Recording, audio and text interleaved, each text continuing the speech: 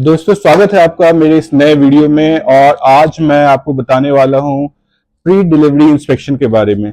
जब भी हम गाड़ी लेने जाते हैं तो हम बहुत एक्साइटेड होते हैं और बहुत सारे ऐसे पॉइंट्स होते हैं जब हम बाइक खरीदते हैं उस टाइम हमें उसे मिस कर जाते हैं। हमारे पास इतना एक्साइटमेंट होता है कि बहुत सारी चीज़ें हमारे दिमाग में और ख्याल में नहीं आती है और इसकी वजह से हमें उसका खामियाजा बाद में भुगतना पड़ता है। तो मैं सिर्फ 15 टिप्स और टॉपिक पे बात करने वाला हूँ आज, जिसके बारे में आपको जब भी आप कोई भी बाइक खरीदने जाए आपको काफ़ी बेनिफिशियल होगा वो आपके। तो सबसे पहले आपको क्या करना है, जैसे ही आप बाइक के पास जाएं, आपको पता चल गया कि ये बाइक आपकी डिलीवरी होने वाली। फॉर मी, मैंने ये अभी रिसेंटली बाइक लिया है, तो मैंने कैसे इसका प्री डिलीवरी इंस्पेक्शन किया। फर्स्ट ऑफ ऑल आपको क्या करना है, आपको बाइक को बहुत बारीकी से इसके चारों तरफ उसे देखना है। कहीं कोई बाइक में स्क्रैच तो नहीं है, कहीं कोई ऐसी एबनॉर्मलिटी तो नहीं दिख रही है। आपको इसके हैंडल, आप इसके टैंक, आप ये जरूर देखिए कहीं कोई स्क्रैच मार्क तो नहीं है, आप कोई नट वगैरह ऐसा कोई मिसिंग तो नहीं है, कहीं कोई ऑयल तो स्पिलेज नहीं है। ये सारी चीजें आप एक बार ओवरऑल इस बाइक को घूम के अच्छे से देखिए। इसमें शर्माने की कोई जरूरत नहीं है, ये आपकी बाइक होने वाली है।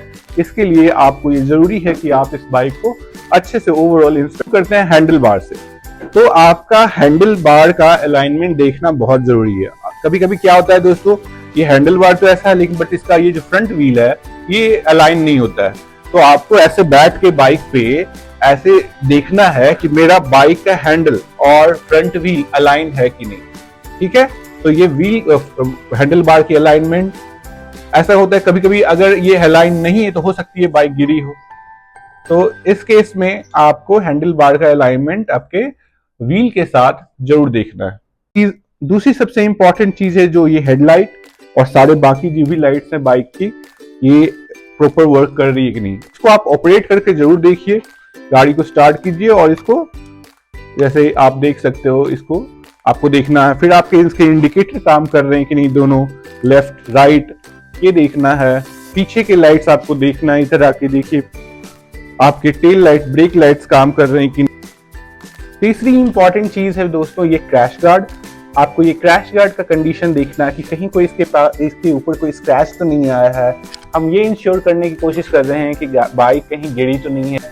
हमें ये इंश्योर करना है कि ये क्रैश गार्ड प्रॉपर्ली इंटैक्ट है, इसके बोल्ट्स इंटैक्ट हैं, इसके जो भी माउंटिंग्स है ये सारे इंटैक्ट हैं, कहीं कोई स्क्रैच नहीं होना चाहिए। अब बात करेंगे चौथे सबसे इंपॉर्टेंट चीज इंस्ट्रूमेंटेशन के बारे में। ये जो इंस्ट्रूमेंट है ये प्रॉपर फंक्शन करना चाहिए। भी इस पे सिंबल आ रहे हैं, जैसे आप यहाँ पे देख सकते हो, इंजन का, कॉशन का, एबीएस का। ये गाड़ी स्टार्ट करने के बाद ये ऑटोमेटिकली ऑफ होना चाहिए, चले जाना चाहिए।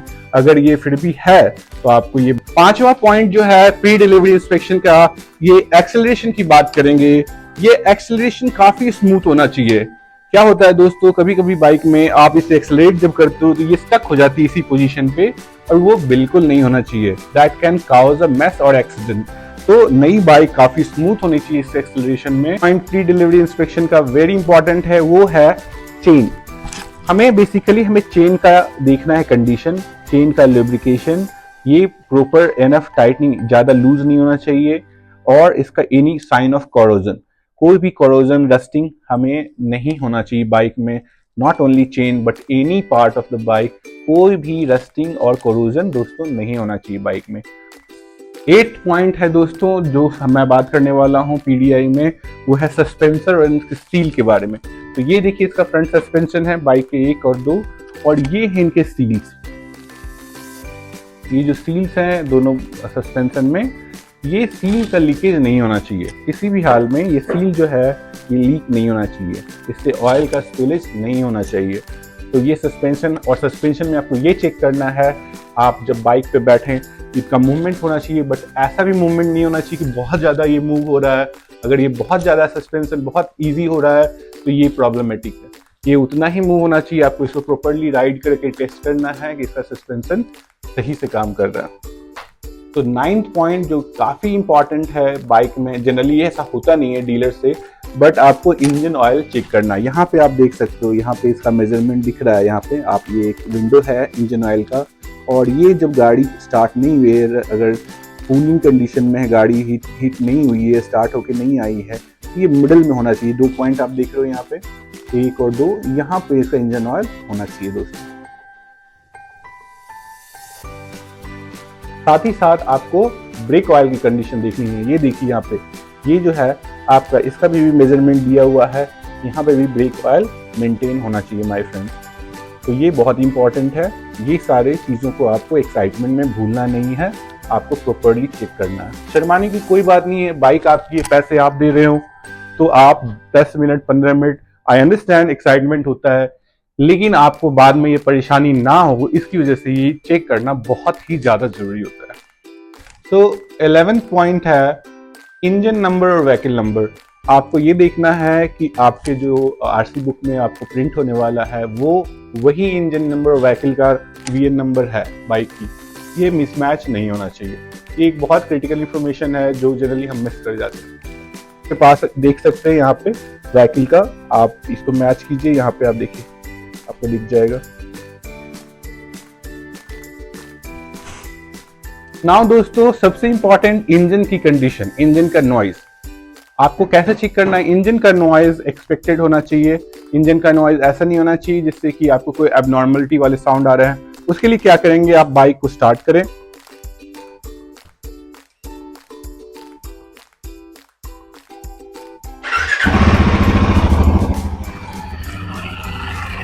आप देख रहे हो यहाँ पे इंजन का नॉइज काफी स्मूथ है। आपको ये ओवरऑल आपको महसूस करना है, फील करना है कि इंजन में से जरा आप नॉर्मल आवाज तो नहीं आ रही है। आप यहाँ पे देख सकते हो। आप कैसे पहचानोगे ये टायर पुराना है नया है? अब यहाँ पे एक जनरली मार्किंग होती है, येलो कलर की मार्किंग आप देख रहे हो। कुछ दिनों में ये तो मिट गया है मेरे चलाने, लेकिन यहाँ पे एक येलो कलर की मार्किंग होती है जो अगर ये नहीं है तो इस मतलब ये टायर यूज की गई है, ठीक है।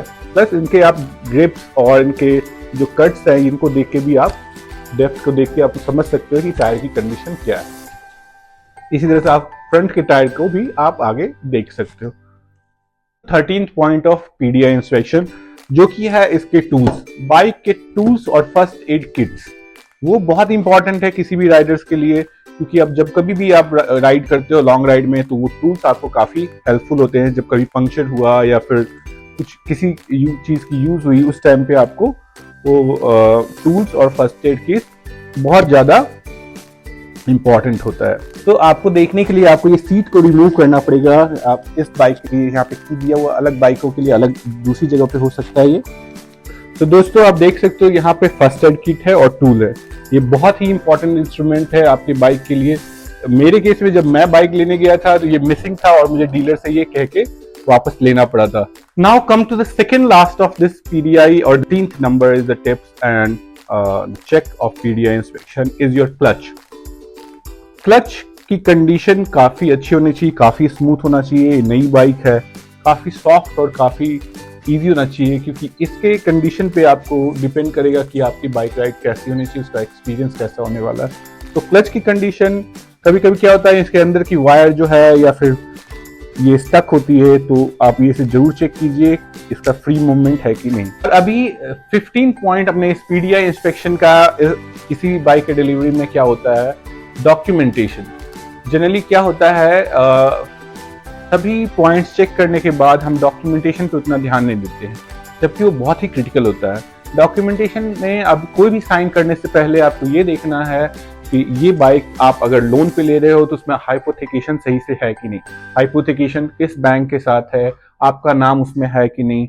अगर आप ये फुल पेमेंट करके आप कोई लोन नहीं है तो there should not be any hypothecation on RC. तो आप ये जरूर चेक करें कि हाइपोथेकेशन अगर है आपकी बाइक की, अगर आपने लोन पे लिया है। वैसे तो मैंने ये बाइक लोन पे नहीं लिया है, तो मेरे डॉक्यूमेंटेशन में कोई भी बैंक का नाम नहीं आना चाहिए। तो अगर आपका कोई लोन नहीं है तो आपके हाइपोथेकेशन किसी भी बिल में, किसी भी बाइक के आरसी में, किसी भी डॉक्यूमेंट में किसी भी बैंक का नाम नहीं आना चाहिए। अगर आपने बैंक लोन लिया है तो of course there will be hypothecation. और इंश्योर करें कि आपके टैक्स का अमाउंट जो भी आपके कमिटमेंट में जब आप परचेस करने गए थे, जो उनका बिल उन्होंने बताया था वही एग्जैक्टली मैच हो रहा है या नहीं। तो दोस्तों ये था 15 पॉइंट्स पीडीआई इंस्पेक्शन के बारे में। मुझे उम्मीद है कि आपको ये वीडियो, मेरी मेहनत आपको काफी पसंद आई होगी। I really need your support. Please like, share, subscribe और कोई भी फीडबैक हो तो हमें कमेंट में जरूर लिखें, मैं आपके लिए इससे भी अच्छा इंप्रूव करके और अच्छा वीडियो बनाने की कोशिश करूंगा। तो बने रहिए। Thank you so much. Have a great day.